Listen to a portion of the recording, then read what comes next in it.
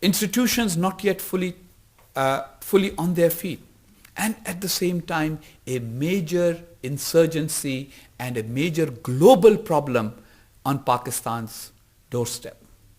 The Taliban, Al-Qaeda, the Afghanistan-Pakistan relationship that became almost integrated. There was a time when there were 1/4 of Afghanistan's population lived in Pakistan in refugee camps during the war against the Soviets.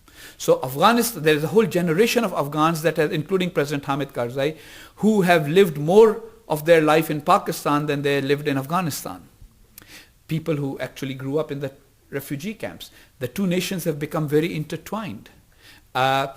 But the result of it is that all the intertwining is not positive. Some of it is also negative. As radical ideas found root in Afghanistan, religious ideas, they've also flown into Pakistan. Not all Pakistanis think like me. Not all Pakistanis think like our president, President Asif Zardari. Not all Pakistanis think like Prime Minister Gilani. There are Pakistanis who are part of the radical Islamist movement.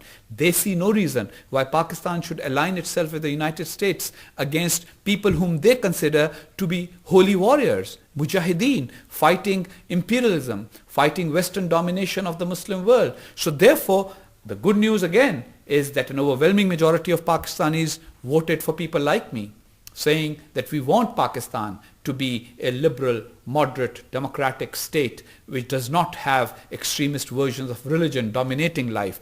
But the bad news is that those who did not vote for us are still strong in their opinions. And because they see life as a struggle between good and evil and right and wrong, therefore just because they lost an election doesn't mean it's the end of the world for them. They will take up arms now and fight. And so you have this insurgency that is a problem that the United States is trying to fix. So where are we going next?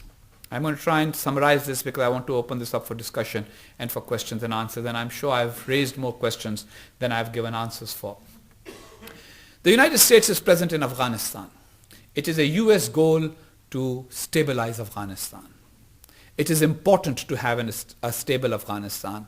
Afghanistan needs three important things right now: a functioning government, which has the support of its people, the ability to put down the insurgency, and having a functioning economy that depends on something other than poppy, so that the people can actually move on. And that is the point at which America will be able to take out its troops and that of NATO countries from Afghanistan.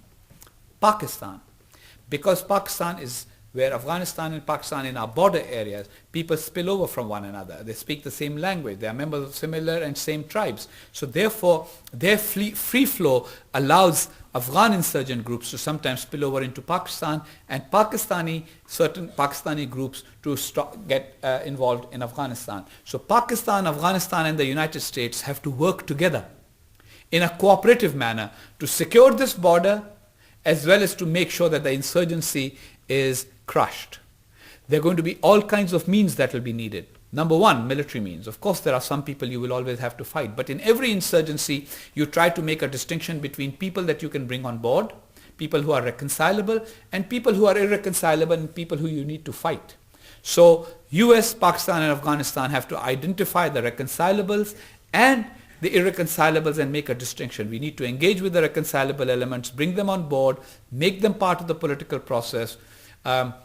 It may entail, as has been the case in this place called Swat, where there has been an arrangement, a local arrangement with people that they can have some form of semi-Islamic law and their old judicial system in return for their not supporting the insurgent Taliban. And there will be people in this country who will turn around and say, well, why should one part of the country have a slightly different legal system? Of course, Texans turning around and saying that looks a little odd. But people do say that. And say, why is it that one part of the country should be different from the rest of the country? But these may be local arrangements that will be needed. The big picture is Afghanistan, Pakistan, NATO, the United States as the major power, have to provide a social and political and economic alternative to the insurgents. Because it's very easy to say, let's go and eradicate poppy. But think of it from the point of view of the poppy farmer. If he grows something else, he doesn't make the kind of money he makes from growing poppy. So an alternative means of an alternative economy needs to be provided as well. So a political arrangement whereby you try and divide the insurgents between reconcilable and irreconcilable elements and bring more and more people on board while limiting the number of people with whom you are engaged in armed conflict. Second, the military capacity to fight those that you need to fight. And third, a socio-economic program which would enable both Afghanistan and Pakistan to develop a vibrant economy whereby the people in Pakistan and Afghanistan start having a future and therefore start thinking, why the heck do we need these crazies who want us to go to war with everyone based on religion and culture and differences of civilization? And that is something that we are trying to piece together right now. The other part of the Pakistani-US relationship is to get over the India factor in US-Pakistan relations. Now, as I said, I started with that little anecdote from John Foster Dulles and Walter Lippmann. The interesting part of it is that until now, the US and Pakistan and the US and India have had a hyphenated relationship. It's always about US-India relations have always had a Pakistan dimension. US-Pakistan relations have always had an India dimension. I told you about Pakistanis feeling insecure vis-a-vis India in their early years, and that has continued, and some elements in Pakistan still feel insecure vis-a-vis India.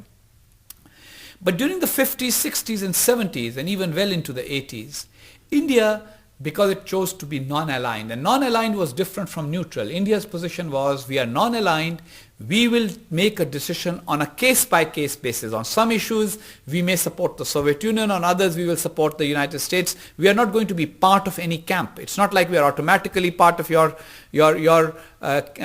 camp or your alliance, so therefore we'll do everything you want. And that didn't sit comfortably with the United States. By the late 70s, India had become very close to the Soviet Union in economic terms, in political terms, etc. So that also became a little reason for the Americans to feel more comfortable with Pakistanis than Indians. Now, we really have a historic opportunity. India has consolidated its democracy and is becoming a powerful economic player in the world. And its economy is essentially capitalist and therefore closer to the US economy. The American Indian community is, the Indian American community is also a very important factor now in the United States. And the US and India have a multi-dimensional relationship. So now, the question that Pakistan will tell the United States that if you are friends with India, you can't be friends with Pakistan is over. In fact, the United States is now friends with both India and Pakistan.